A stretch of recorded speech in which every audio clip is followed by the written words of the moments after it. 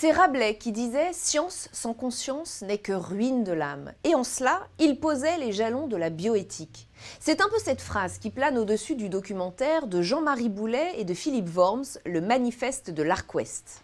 Pendant 5 jours, ils ont suivi 7 chercheurs qui ont réfléchi et échangé sur l'avenir de la planète et sur le rôle que les scientifiques peuvent jouer pour la protéger du réchauffement climatique et des technologies incontrôlables.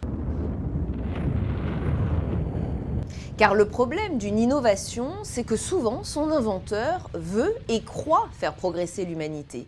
Ceux qui ont travaillé sur la radioactivité, par exemple, ne pouvaient pas penser à la bombe atomique. Mais aujourd'hui, nous avons du recul. Et les jeunes chercheurs ne voient plus les avancées technologiques comme des avancées, justement. J'ai beaucoup de mal à entendre que la science incarne le progrès. Quand je travaille sur le changement climatique, on travaille parce que...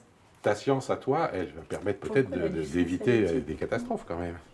Mais la base du changement climatique, c'est quand même extrêmement lié à justement l'effet de ce progrès et du fait que tout le monde, que le plus de gens sur Terre puissent avoir accès à un niveau de vie plus élevé que celui de leurs parents.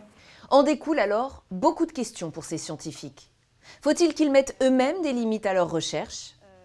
Faut-il qu'ils s'empêchent de publier leurs découvertes? Et puis, est-ce qu'un chercheur doit être engagé? Ce sont toutes ces interrogations que vous trouverez dans ce film à voir ce samedi à 21 h sur Public Sénat.